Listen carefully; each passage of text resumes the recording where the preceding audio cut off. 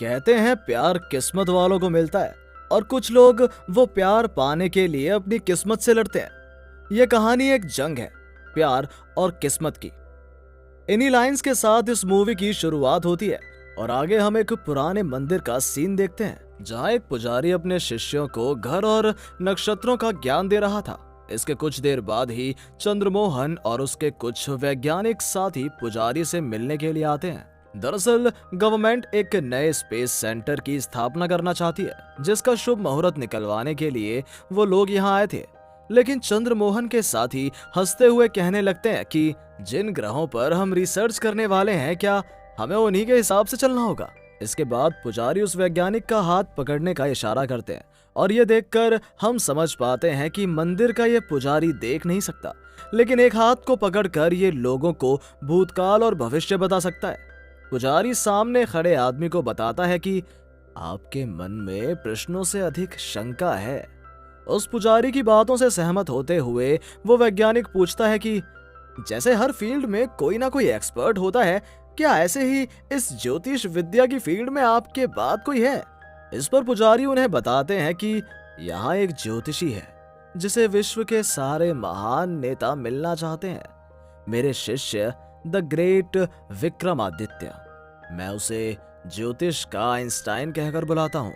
दूसरी तरफ हम विक्रमादित्य को देखते हैं जो कि उस वक्त इंडिया की प्राइम मिनिस्टर इंदिरा गांधी से मिलने के लिए आया हुआ था। और ये सब देखकर हम समझ पाते हैं कि इस कहानी में 1980 के दशक का समय दिखाया गया है। और उनका हाथ देखने के बाद आदित्य को कुछ विजुअल्स दिखाई देते हैं।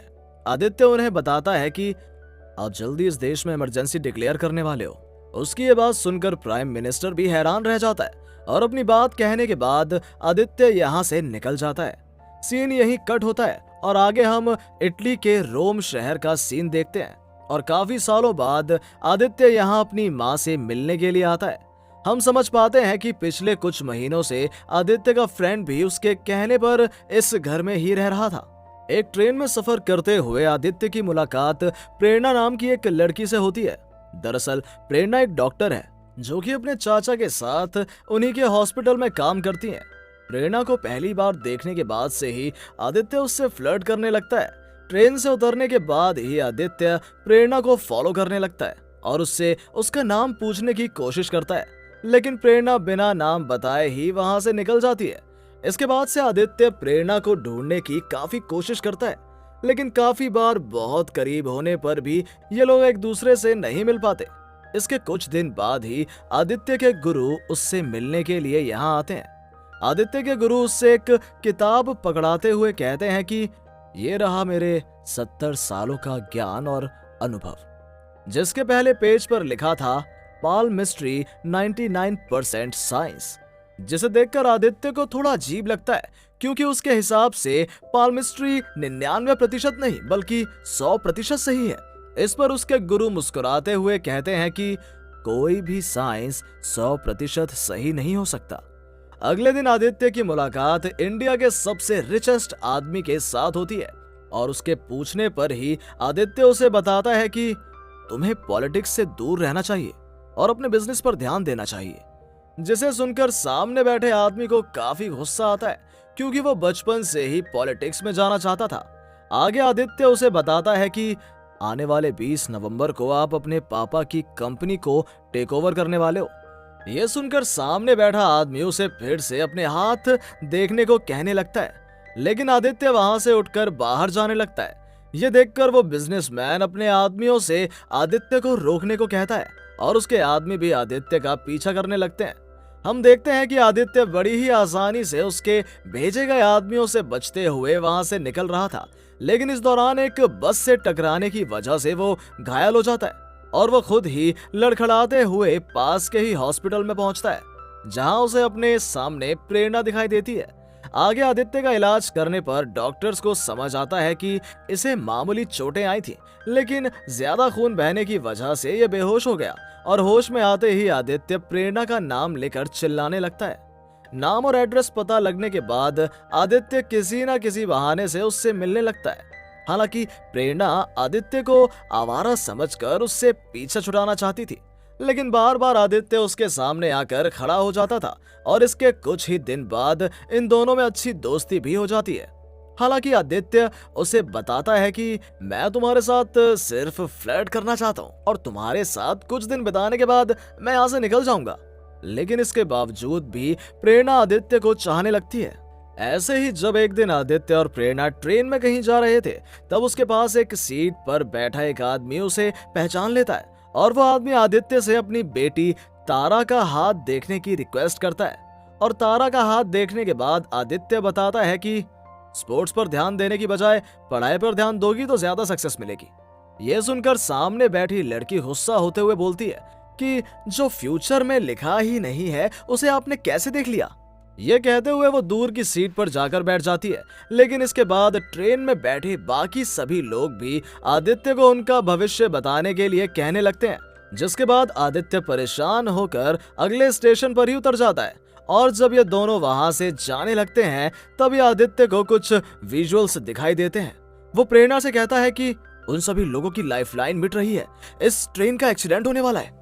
और ये कहते ही आदित्य जंगल से होते हुए उस ट्रेन की तरफ भागने लगता है। लेकिन काफी कोशिश करने पर भी आदित्य उस एक्सीडेंट को नहीं रोक पाता।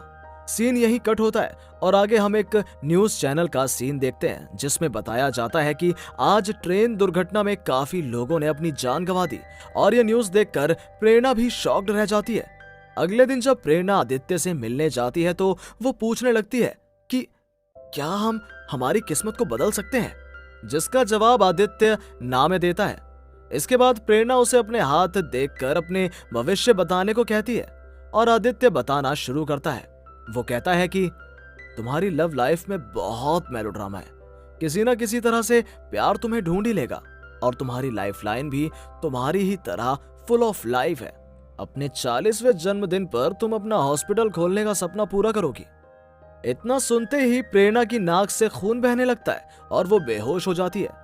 इसके बाद आदित्य प्रेरणा को हॉस्पिटल लेकर पहुंचता है और उसके होश में आने के बाद आदित्य को प्रेरणा के अंकल की बातों से पता चलता है कि प्रेरणा को इंक्यूरेबल रेयर ट्यूमर है, जिसका इलाज अभी तक हमारे पास नहीं है। उसके पास जीने के लिए सिर्फ 2-3 महीने ही हैं। ये सब सुनने के बाद आदित्य दरवाजा खोलकर इमरजेंसी रूम के अंदर जाता है और वो प्रेरणा से कहने लगता है कि इन मशीन्स ने जो नहीं देखा वो मैंने देखा है। मेरी भविष्यवाणी कभी गलत साबित नहीं हुई और ना ही तुम्हारे लिए होगी। तुम एक लंबी जिंदगी जीने वाली हो। आदित्य की ये बातें सुनने के बाद प्रेरणा के अंकल उसे हॉस्पिटल से बाहर निकाल देते हैं। हम समझ पाते हैं कि प्रेरणा के अंकल को इस तरह की बातों पर बिल्कुल भी भरोसा नहीं है, इसलिए वो अगले दिन ही आदित्य से मिलने का सोचते हैं। प्रेरणा के अंकल सबसे पहले कुछ डेड बॉडीज के हाथों के प्रिंट निकालकर अपने पास रख लेते हैं और इसके बाद वो आदित्य को मिलने के लिए बुलाते हैं और वो आदित्य को इन 10 लोगों का भविष्य बताने के लिए कहने लगते हैं। उन पेपर्स को देखने के बाद आदित्य बताता है कि ये हैंडप्रिंट्स 10 लोगों के नहीं बल्कि 5 लोगों के हैं। दरअसल डॉक्टर ने 5 लोगों के ही दोनों हाथों के प्रिंट्स लिए हुए थे। इसके बाद आदित्य एक एक करके सभी लोगों की डेथ डेट और डेथ की वजह बताने लगता है, जिसे सुनकर प्रेरणा के अंकल के साथ साथ वहां खड़ा हॉस्पिटल का सारा स्टाफ भी हैरान रह जाता है, क्योंकि जो कुछ भी आदित्य ने बताया था वो बिल्कुल सही था। ये सब सुनने के बाद प्रेरणा की अंकल रोते हुए उससे पूछने लगते हैं कि क्या सच में प्रेरणा जिएगी।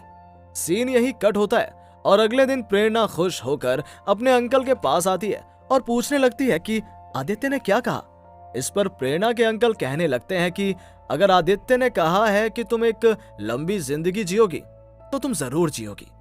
दूसरी तरफ हम फिर से उसी अमीर बिजनेसमैन को देखते हैं जो अपने साथियों को आदित्य की भविष्यवाणी के बारे में बताने लगता है। वो कहता है कि उसने मुझसे कहा था कि आज का दिन मैं अपनी कंपनी को टेक ओवर करूंगा, लेकिन देखो आज तो मैं तुम्हारे साथ यहाँ गोल्फ खेल रहा हूँ। ये कहते हुए वो हंसने लगता है, लेकिन तभी उसे उस ग्राउंड में कुछ गाड़ियां आती हुई दिखाई देती हैं और अपने आदमियों की बातों से उसे पता लगता है कि उसके पिताजी अब इस दुनिया में नहीं रहे। और ये सब देखकर हम समझ पाते हैं कि अब उसे ना चाहते हुए भी अपने पिता की कंपनी को संभालना पड़ेगा। अगले दिन आदित्य प्रेरणा को डिनर करने के लिए अपने घर पर बुलाता है और डिनर करने के बाद जब प्रेरणा आदित्य का रूम देखने लगती है तो उसे वहां एक डायरी पड़ी हुई दिखाई देती है। दरअसल ये डायरी आदित्य की पर्सनल डायरी है, जिसमें वो अपने मन की बातें लिखता रहता है। आदित्य के वहां से जाने के बाद प्रेरणा चोरी से वो डायरी पढ़ने लगती है, जिसे पढ़कर उसे समझ आता है कि आदित्य उससे प्यार करने लगा है। तभी प्रेरणा को आदित्य के आने की आहट सुनाई देती है, तो वो डायरी को बेड पर ही फेंक देती है। अपनी डायरी को बेड पर पड़ा हुआ देख आदित्य तुरंत उसे उठाकर अपने कोट की जेब में डाल लेता है। इसके बाद ये दोनों बाहर घूमने के लिए जाते हैं और एक जगह बैठकर ये दोनों बातें करने लगते हैं। इसी दौरान जब प्रेरणा को ठंड लगने लगती है तो आदित्य अपना कोट उतार कर उसे पहना देता है। आदित्य का ये प्यार देखने के बाद प्रेरणा उसे प्रपोज करती है, तो आदित्य उसे कहने लगता है कि मैं तुम्हारे साथ प्यार नहीं कर सकता, और ये बात मैंने पहले भी तुम्हें बताई थी। मैं जल्द ही सब कुछ छोड़कर इस देश से बाहर जाने वाला हूँ। आदित्य का ऐसा रवैया देखकर प्रेरणा गुस्से में अपने घर लौट आती है, और जब वो गुस्से में आदित्य का कोट उतार कर फर्श पर फेंकती थी, तभी उसे आदित्य की पर्सनल डायरी का ख्याल आता है, जो कि आदित्य ने अपने कोट की जेब में रखी थी। वो तुरंत उस डायरी को खोलकर पढ़ने लगती है और उसे समझ आता है कि आदित्य ने पहले ही अपना भविष्य देख लिया है। वो ज्यादा दिन जिंदा नहीं रहने वाला। कुछ ही दिनों बाद समुद्र में डूबने की वजह से उसकी मौत होने वाली है। इसलिए उसने कुछ महीने पहले ही अपने बेस्ट फ्रेंड को अपने घर रहने के लिए बुलाया, ताकि वो उसकी माँ का ख्याल रख सके, और इसलिए वो सबको छोड़कर यहाँ से किसी अनजान देश में जाना चाहता था। दूसरी तरफ आदित्य के गुरु फिर से उससे मिलने के लिए उसके घर आते हैं। आदित्य के गुरु उसे बताते हैं कि मैंने अपनी किताब पब्लिश कर दी है। यहाँ आदित्य फिर से पाल्मिस्ट्री के 100% सही होने की बात कहता है, क्योंकि आज तक उसकी कोई भी भविष्यवाणी गलत साबित नहीं हुई थी। तो आदित्य के गुरु उसे बताते हैं कि जब भी मैं कभी किसी का हाथ पढ़ता हूँ तो 100% सही पढ़ता हूँ, लेकिन सिर्फ 99% लोग ही मेरी बात सुनते हैं और मेरी मानते हैं। लेकिन सिर्फ 1% लोग ऐसे होते हैं जो ना तो मेरी बात मानते हैं और ना ही अपनी रेखाओं को। वो अपनी किस्मत खुद लिखते हैं। इसी दौरान आदित्य के गुरु जब पहली बार उसका हाथ पढ़ते हैं, तब उन्हें भी इस बात का पता लगता है कि आदित्य के हाथ की रेखाओं के हिसाब से जल्दी उसकी जिंदगी खत्म होने वाली है। तभी प्रेरणा के अंकल खुश होते हुए उसके कमरे में आते हैं और वो बताते हैं कि किसी साइंटिस्ट ने तुम्हारी बीमारी का इलाज ढूंढ लिया है। कुछ दिन बाद ही ऑपरेशन के जरिए तुम्हारी यह बीमारी ठीक हो सकती है। यह सब सुनकर प्रेरणा के माँ बाप और दाई काफी खुश होते हैं। अगले दिन ही आदित्य आखिरी बार प्रेरणा से मिलने के लिए आता है और वो प्रेरणा से कहने लगता है कि मैं तुम्हारे साथ एक बार बॉलरूम डांस करना चाहता हूँ, जिसके लिए प्रेरणा भी मान जाती है और शाम के वक्त हम इन दोनों को डांस करते हुए देखते हैं। इसके बाद ये दोनों रोमांस करते हुए दिखाए जाते हैं। अगले दिन आदित्य जब इटली छोड़कर जाने लगता है तो उसे अपने कोट के अंदर एक गिफ्ट दिखाई देता है, जो कि प्रेरणा ने ही उसके लिए छोड़ा था। सीन यही कट होता है और ऐसे ही एक दिन जब आदित्य किसी जगह पर जा रहा था तो फिर से उसे तारा दिखाई देती है, जो कि ट्रेन हादसे में अपना एक हाथ गंवा चुकी थी। यहाँ तारा अपने कटे हुए हाथ की तरफ इशारा करते हुए कहने लगती है कि जिंदगी में पहली बार मैं अपना फ्यूचर देखना चाहती हूँ, क्या तुम मुझे मेरा फ्यूचर बताओगे? वो कहने लगती है कि क्या जिनके हाथ नहीं होते क्या उनका फ्यूचर भी नहीं होता? यह कहते हुए तारा वहां से उठकर चली जाती है। दूसरी तरफ प्रेरणा के अंकल की बातों से हमें समझ आता है कि अगले दिन प्रेरणा की सर्जरी होने वाली थी, लेकिन हम समझ पाते हैं कि प्रेरणा के दिमाग में इस वक्त कुछ और ही चल रहा था। उसी रात आदित्य प्रेरणा का दिया हुआ गिफ्ट खोलकर देखता है, जिसमें उसे उसी की पर्सनल डायरी दिखाई देती है और उसे समझ आता है कि प्रेरणा ने कुछ दिन पहले ही उसकी डायरी पढ़ ली थी। इसके साथ ही प्रेरणा की लिखी हुई बातों से आदित्य समझ जाता है कि वो अपने साथ कुछ बुरा करने वाली है, क्योंकि उसने लिखा था कि मैं तुम्हारी भविष्यवाणी को गलत साबित करने वाली हूँ।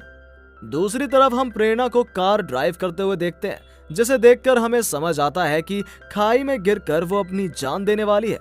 लेकिन इससे पहले कि प्रेरणा खाई तक पहुंच पाती, तभी एक ट्रक प्रेरणा की गाड़ी को उड़ा देता है और इसके बाद प्रेरणा को हॉस्पिटल में एडमिट किया जाता है।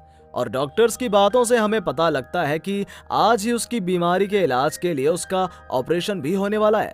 इसके कुछ देर बाद ही आदित्य प्रेरणा के अंकल को कॉल करता है और उसकी सिचुएशन का पता लगने के बाद आदित्य फोन का स्पीकर ऑन करवाकर प्रेरणा से कहने लगता है कि अगर तुम मेरे लिए मर सकती हो तो तुम्हें मेरे लिए जीना भी होगा। मैं तुम्हारे लिए आ रहा हूँ। इसी दौरान लंदन में बारिश बहुत होने लगती है और आदित्य एक टैक्सी ड्राइवर से एयरपोर्ट चलने के लिए पूछने लगता है। तब टैक्सी ड्राइवर की बातों से ही उसे पता लगता है कि इस वक्त इटली जाने का सिर्फ एक ही रास्ता है। एक समुद्री जहाज वहां के लिए रवाना होने वाला है और समय रहते आदित्य उस समुद्री जहाज पर चढ़ जाता है।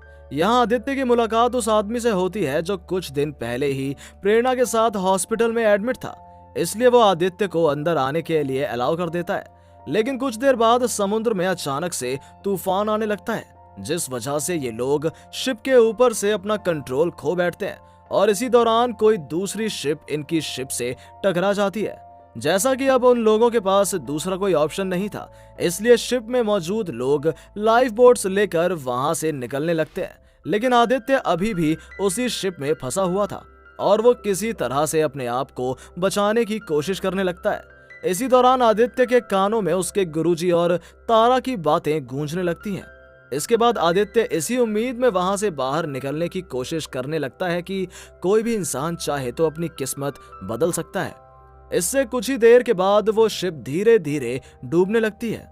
आदित्य किसी तरह से वहां पड़ी एक फ्लेयर गन से फायर करता है, जिसके बाद एक लाइफ बोट में मौजूद कुछ लोग आदित्य की तरफ बढ़ने लगते हैं। लेकिन अब तक आदित्य बेहोश हो चुका है और वो समुद्र की गहराई में जाने लगता है। सीन यही कट होता है और दूसरी तरफ हम प्रेरणा को होश में आते हुए देखते हैं। दूसरी तरफ आदित्य भी किसी तरह से अपने आप को संभाल कर फिर से ऊपर आने की कोशिश करने लगता है और उसे अपने सामने एक बड़ी लहर आते हुए दिखाई देती है। अगले सीन में हम आदित्य को जख्मी हालत में उसी हॉस्पिटल में आता हुआ देखते हैं जहां प्रेरणा एडमिट थी और प्रेरणा को देखने के बाद आदित्य को समझ आता है कि अब तक उसकी ब्रेन सर्जरी भी हो चुकी है। मूवी का एंड, आदित्य प्रेरणा को एक फ्लावर देता है और इसी सीन के साथ ये मूवी भी खत्म हो जाती है।